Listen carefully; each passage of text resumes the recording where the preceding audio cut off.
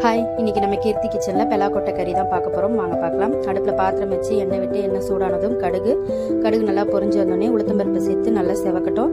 நறுக்கி வச்சுருக்கிற பெரிய வெங்காயமும் சேர்த்து நல்லா வதக்கி விட்டுடலாம். வதக்கி விட்டுட்டு பெலாக்கொட்டையை வந்து க்ளீன் பண்ணிவிட்டு இந்த மாதிரி மெலிசாக நறுக்கி வச்சுருக்கேன். அதாவது பழம் சாப்பிட்டுட்டு மறுநாளே நம்ம அந்த கொட்டையை சமைச்சோம்னாக்கா நல்லா அழகாக நமக்கு அருவாமனை கத்தியில் நல்லா நறுக்க வரும். இந்த மாதிரி மெலிசாக நறுக்கிக்கலாம். அதை சேர்த்துட்டு மஞ்சத்தூள் உப்பு போட்டு ஒரு அரை டம்ளர் தண்ணி விட்டு வேக வச்சிடலாம். ஒரு 10 நிமிஷத்தில் வெந்துடும்.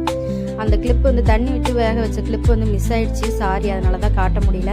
இப்போ நல்லா தண்ணிலாம் வற்றி நல்லா வெந்து வந்திருக்கு நம்ம பெலாக்கொட்டை. இதுக்கு வந்து காரம் வந்து சேர்த்துக்கலாம். நம்ம தனி மிளகாய் தூள் மட்டும்தான் சேர்க்குறேன், வேறு எதுவும் சேர்க்கல. சேர்த்துட்டு நல்லா கலந்து விட்டு அடுப்பை சிம் பண்ணிவிட்டு ஒரு 2 நிமிஷம் மூடி வச்சுக்கலாம், இந்த காரப்பொடியோட ஸ்மெல்லு போகிறதுக்கோசரம். இப்போ திறந்து பார்க்கலாம். நல்லா வாசனைலாம் போயிடுச்சு, நல்லா அந்த பச்சை வாசனை இல்லாமல் நல்லாயிருக்கு. தேங்காய் துருவல் சேர்த்துட்டு கருவேப்பிலையும் சேர்த்துட்டு அடுப்பு ஆஃப் பண்ணிடலாம். நம்மளுடைய பெலாக்கொட்டை கறி சூப்பராக ரெடி ஆயிடுச்சு. நீங்களும் ட்ரை பண்ணி பாருங்கள், உங்களுக்கு ரொம்பவே பிடிக்கும். ட்ரை பண்ணி பாருங்கள்.